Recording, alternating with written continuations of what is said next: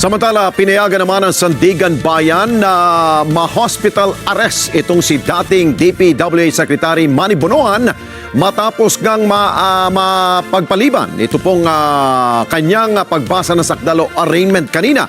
Nauna nang binigyan ng medical clearance ang opisyal para siya'y makadalo sa supposedly arraignment kanina. Report mula kay Vic Suminta.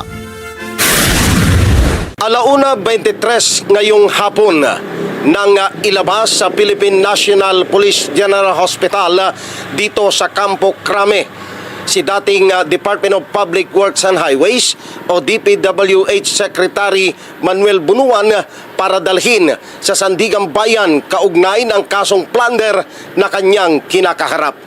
Binigyan na ng Philippine National Police General Hospital o PNPGH sa Campo Crame ng medical clearance si dating Department of Public Works and Highways o DPWH Secretary Manuel Bunuan at pinalabas na siya. Dinala na sa Sandigan Bayan para sa return of warrant kaugnay ng kasong plunder na kanyang kinakaharap kasama si Senador Jingo Estrada at 3 iba pang DPWH officials na may kinalaman sa maanumalyang flood control projects.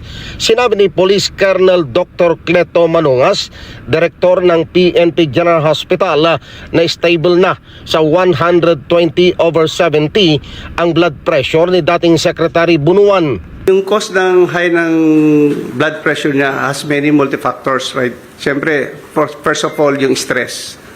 So, the stress could trigger the increase of blood pressure.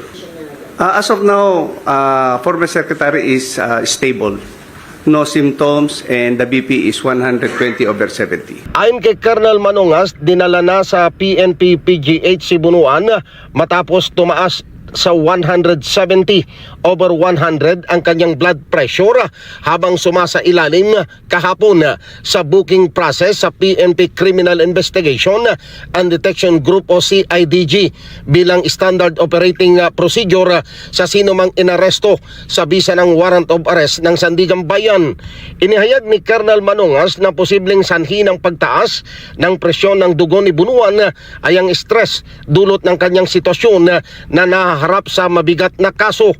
Niliwanag ni Colonel Manungas na Sandigang Bayan ang magdidesisyon kung isa sa ilalim sa hospital arrest ang dating kalihim na nasa 80 anyos na.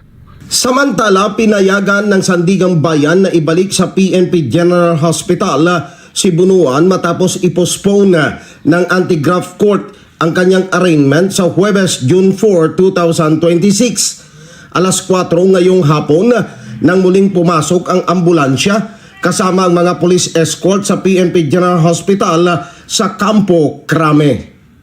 Vic Suminta para sa mata ng Agila, matatag, matapang, matapat.